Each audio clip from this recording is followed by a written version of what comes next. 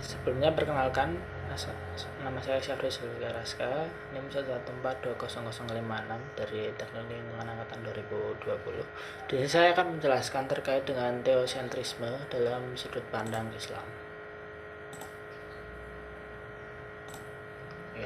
Langsung saja. Jadi teosentrisme dalam Islam itu merupakan pandangan dari seseorang manusia yang beranggapan bahwa Tuhan adalah pusat dari segala sesuatu dan bahwa segala sesuatu harus dilihat dari perspektif Tuhan. Misalkan seseorang ingin melakukan tindakan atau melakukan sesuatu kegiatan, itu dia harus melihat dari perspektif Tuhan itu seperti apa.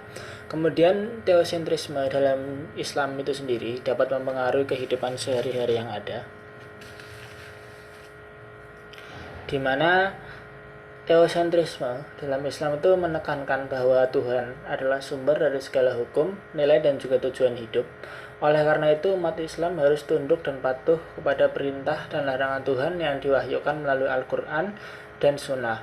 Umat Islam juga harus berusaha untuk mendekatkan diri kepada Tuhan melalui ibadah, doa, zikir, dan juga amal soleh. Itu untuk poin pertama terkait dengan teosentrisme dalam kehidupan sehari-hari, dalam hal untuk menekani atau mendekatkan diri kepada Tuhan, yaitu bisa melalui ibadah-ibadah yang sudah diajarkan melalui Al-Quran maupun melalui sunnah-sunnah yang ada. Kemudian yang kedua yaitu teosentrisme dalam Islam yang mengajarkan bahwa Tuhan adalah pencipta dan pemelihara alam semesta. Oleh karena itu umat Islam harus menghormati dan menjaga keseimbangan alam sebagai tanda penghargaan kepada Tuhan. Nah, umat Islam sendiri juga harus memiliki rasa syukur atas nikmat-nikmat Tuhan yang berikan dan tidak menyanyiakannya. Jadi untuk poin kedua ini lebih kepada bagaimana seseorang manusia dapat bersyukur terhadap nikmat Tuhan yang diberikan selama masa hidupnya atau selama dia melakukan suatu pekerjaan. Kemudian poin yang terakhir yaitu teosentrisme dalam Islam menyadarkan bahwa Tuhan adalah pengawas dan hakim dari segala perbuatan manusia. Oleh karena itu, umat Islam harus bertanggung jawab atas segala tindakan mereka di dunia dan di akhirat nanti. Umat Islam juga harus berlaku adil dan bermoral dalam hubungan dengan sesama manusia dan makhluk lainnya. Jadi yang poin terakhir dari teosentrisme dalam kehidupan sehari-hari yaitu mengatakan bahwa Tuhan yaitu mengawasi kita. Jadi segala kegiatan yang kita lakukan itu akan diawasi oleh Tuhan dan itu juga akan berdampak terhadap kita di akhirat nanti. Kemudian teosentrisme dalam Islam itu sebenarnya bukan berarti mengabaikan peran dan kedudukan manusia sebagai khalifah di bumi. Justru sebaliknya, di mana teosentrisme dalam Islam itu memberikan motivasi dan arah bagi umat Islam untuk mengembangkan potensi diri secara optimal dalam rangka mewujudkan kehendak Tuhan. Kemudian yang terakhir yaitu ada bagaimana sih cara umat Islam ini dapat menjaga keseimbangan alam gitu.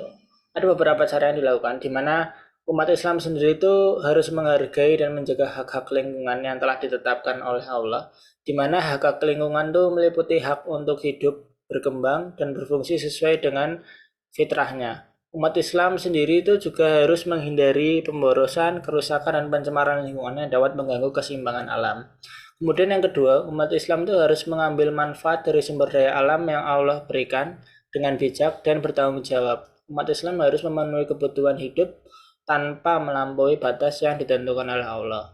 Umat Islam juga harus berbagi sumber daya alam dengan sesama manusia dan makhluk lainnya secara adil dan proporsional. Maksudnya tuh dalam hal ini adalah misal kita dengan yang melakukan pemotongan hutan dan sebagainya itu tetap harus memperhatikan lingkungan yang dimana ada makhluk lain selain manusia, sehingga perlu diperhatikan hal seperti itu. Kemudian yang terakhir adalah umat Islam itu harus bersyukur atas nikmat yang Allah karuniakan dan menggunakannya untuk kebaikan. Umat Islam harus memanfaatkan potensi alam untuk meningkatkan kesejahteraan, ilmu pengetahuan, dan peradaban manusia. Umat Islam juga harus menyadari bahwa alam adalah bukti kebesaran dan rahmat Allah yang dapat meningkatkan iman dan takwa mereka. Jadi untuk poin yang terakhir adalah bagaimana cara kita dapat memanfaatkan sumber daya alam yang ada untuk berbagai hal yang positif seperti ilmu pengetahuan, lalu pengembangan kesejahteraan manusia dan lain sebagainya.